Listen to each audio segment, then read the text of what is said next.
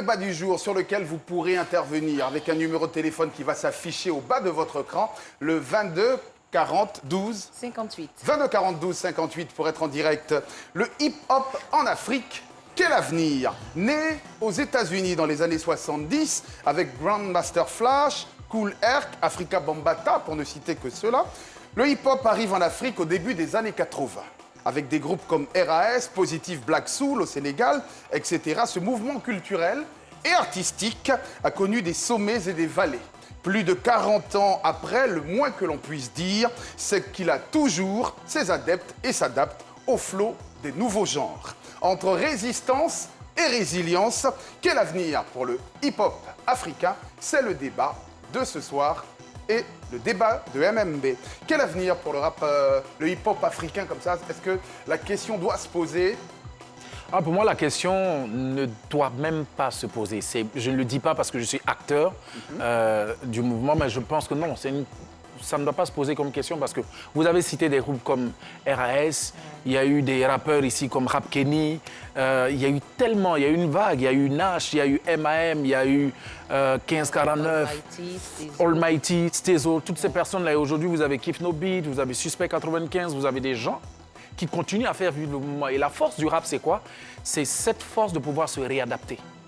Se réadapter, se coller aux formes de rythme urbain qui émergent, se coller, avaler ces trucs-là et se réadapter, puis vous renvoyer ça. À un moment, il y a eu une petite rupture entre le rap ivoire et ses adeptes.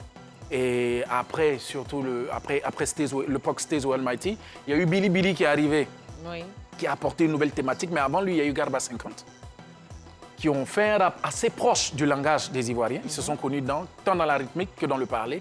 Et je pense que c'est ça qui a évolué jusqu'à Kif No Beat aujourd'hui, qui rappe sur des rythmiques qui sont peut-être proches du coupé-décalé, mais aujourd'hui qu'on appelle aujourd'hui l'afro-pop et tout ça. Bon, c'est les Blancs qui disent c'est l'afro-trap. Mais une chose est sûre, c'est que ces rythmiques-là, les Africains se dansent dessus.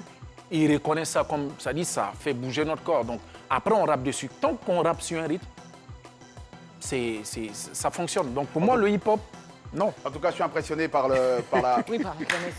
Combien grande connaissance du rap ivoirien par Smarty.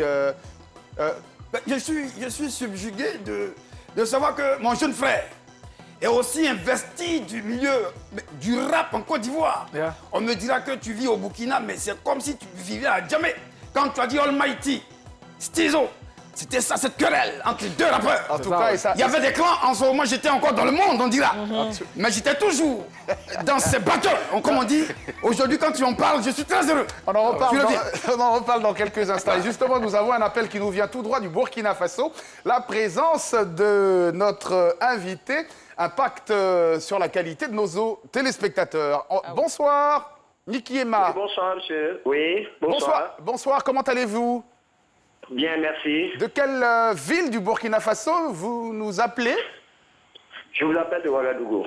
Ah, vous nous appelez de Ouagadougou. C'est un énorme plaisir pour nous sur RTI2 en même temps de profiter pour saluer l'ensemble des téléspectateurs burkinabés qui regardent ce programme. Alors, votre question, Niki Emma? Oui, en fait, c'est pas une question, c'est par rapport à la question que vous avez posée, quel avenir a le rap le en hip-hop. Afrique? Ouais, quel avenir pour le hip-hop? Pour le hip-hop, voilà. En fait, le hip-hop a un bel avenir en Afrique. Et si vous voyez bien, je prends l'exemple du Burkina Faso, où actuellement, il y a une explosion de rappeurs et ils sont en train de prendre du terrain. Si vous voyez au Mali, pareil. Si vous voyez en Côte d'Ivoire, pareil. Au Niger, on voit un peu partout, surtout en Afrique de l'Ouest, où il y a une explosion de jeunes rappeurs qui ont adopté un nouveau style de hip-hop, voilà, et qu'ils essaient de mettre en valeur et pour le bonheur des mélomanes africains. Yes. En tout cas, pour vous, donc, il y a une... Pour moi, oui, il y a une nette amélioration. Hein. Merci beaucoup. Oui, allez-y, terminez vos propos. Oui, et c'est comme je l'ai dit au début, et le hip-hop a un bel avenir en Afrique. Et l'avenir nous dira. Merci. Et je fais un coucou à Smarty. Mon Dieu. On est ensemble. Pourquoi on est scotché, on te suit. Merci, frère. En tout cas, c'est vrai que tout à l'heure... On attend ton grand conseil au stade. Merci. Ah, pense qu'il a Nicolas, lancé la merci mèche. encore. Cet appel qui nous vient tout droit de Ouagadougou, le pays des hommes intègres. Ouagadougou, Migi Sampari. Peut-être, Annick, Burkina une Faso. c'est idée pas le sur bon le- Montréal. sur l'avenir.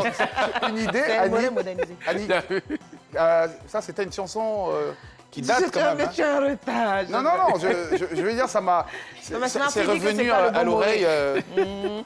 Ouagadougou, Migi Sampari. C'est des onomatopées, Burkina Faso. ça ressemble, mais ça n'a pas Burkina Faso qui est la vraie phrase dedans. Alors, c'est quoi la vraie phrase? C'est quoi? Parce que ça, c'est quand même. Non, une je pense chanson qu'elle tente de d'enfance. faire Burkina Faso, ya, Noma, Noma, Sans Yassira, Faso, exactement Noma. ça. Je pense que Ça, c'est la chanson à l'origine. Maintenant, comment elle a été déformée quand elle a passé la frontière? On va écouter la déformation de la chanson. Le filtre frontalier. Ouagadougou, Migi Sampari. Burkina Faso. Zigidagazi, zigidagazi. Voilà comment les chansons finissent par traverser le temps et être déformées. Annick, peut-être un avis sur le rap et son avenir, le rap africain, le hip-hop aussi africain. Je pense que le hip-hop africain a quand même un bel avenir devant lui, mais ça ne sera pas vraiment dans l'immédiat, parce qu'il est encore, pour employer, pour prendre le mot d'un doyen, il est encore ghettoisé.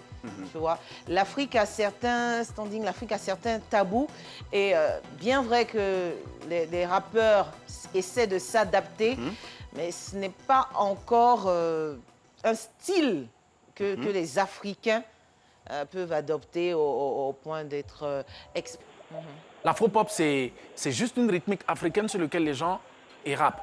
Et là où je dis que la majorité des populations vont se reconnaître véritablement dans cette musique-là, parce qu'elle rentre dans les foyers, c'est au niveau de la rythmique, en fait. C'est au niveau de ce qui fait bouger les gens. Et après, le message, aujourd'hui, suit derrière. Nous, on appartient à une génération qui, au départ, c'était des messages, c'est toujours des messages, c'est toujours la revendication, la Surtout conscientisation. sur des standards dont on parlera dans quelques instants. On aura le temps de développer cet avenir. Justement, nous avons Silla qui nous appelle de Yamoussoukro. Silla, bonsoir. Oui, bonsoir. Silla, comment allez-vous? Je vais très bien. Allez, vous avez certainement votre avis sur la question du jour. Quel avenir pour le rap africain?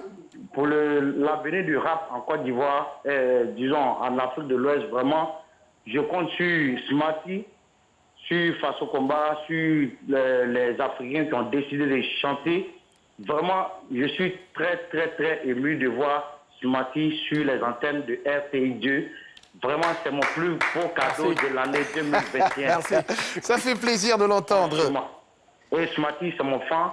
Faudrait que. En fait, c'est votre idole. Faudrait que. Ouais, c'est mon idole, c'est ma source d'inspiration. Ah, ah. Merci. C'est ma source d'inspiration. Vous Smarty, chapeau. Merci. Vous êtes rappeur aussi? Non, moi, je ne suis pas rappeur, mais j'ai décliné mon identité. D'un moment à l'autre, je vais décliner mon identité. Votre Il dit identité? d'un moment à l'autre. Donc, il est à l'antenne d'un moment à l'autre. D'un moment à l'autre. Ok, donc il faudrait qu'on soit en contact. Franchement, j'ai un bon projet à passer avec lui. Merci. Bon, mais vous ne déclinez pas votre identité. À quel moment vous allez voir? Dans l'anonyme. Bon, l'homme invisible, merci d'être resté avec nous. Alors, on va essayer d'orienter le débat, notamment sur une question majeure qui est issue de cette thématique. La question de savoir pourquoi le rap africain a du mal à s'imposer, notamment sur des plateformes dans l'Hexagone ou encore au pays de l'Oncle Sam, pour ne citer que le côté international. Le rap africain a cette identité, c'est qu'il reste encore très local et, comme disait Christelle à l'instant, très ghettoisé. En fait, je pense qu'il faut qu'on s'entende bien sur la thématique. Sur la définition même de ce qu'on appelle le rap. Le rap. Avant, ça rappait beaucoup. Quand je dis ça rappait beaucoup, c'était plus des mots agencés sur un texte. Aujourd'hui, si vous avez remarqué, avec l'arrivée de l'autotune et tout, les rappeurs chantent aujourd'hui beaucoup plus qu'ils ne rappent. À l'international, moi, honnêtement, je mets dans le lot du rap tout ce que Burna Boy fait, tout ce que Davido fait, tout ce que Wizkid fait, toute cette vague-là qui arrive, parce que c'est... Quand tu écoutes Suspect, quand tu écoutes toute cette génération-là... C'est vrai, c'est parti, le temps qui nous est... Oui, je comprends. Mais on va parler pratiquement de cette exposition sur l'international. On revient, on en parlera dans quelques instants, entre la sphère francophone et la sphère anglophone. Anglophone, d'accord. Nous avons Bibaka au téléphone. Bibaka, bonsoir. Bonsoir. Bonsoir, Bibaka. Bah, moi, je crois que le rap occupe une place importante dans la vie des jeunes aujourd'hui. Et vous croyez en l'avenir du rap africain? Ouais, je crois beaucoup en l'avenir du rap. Quels sont les groupes sur lesquels vous miseriez? Oh là, il est parti. Pasteur Tchétchouva, notamment sur l'avenir du rap, vous avez peut-être une vision rarissime de cet avenir que nous n'avons pas depuis que vous êtes sur ce plateau. Mais, tu sais, moi, je n'arrête pas de prier pour tout ce qui est positif. Le rap, nous, on a baigné là-dedans, avec tous ces dévanciers dont il a parlé, Almighty, Stizo, 1549, mais ils étaient à part dans le rap. Alors, je dis, le rap a de l'avenir.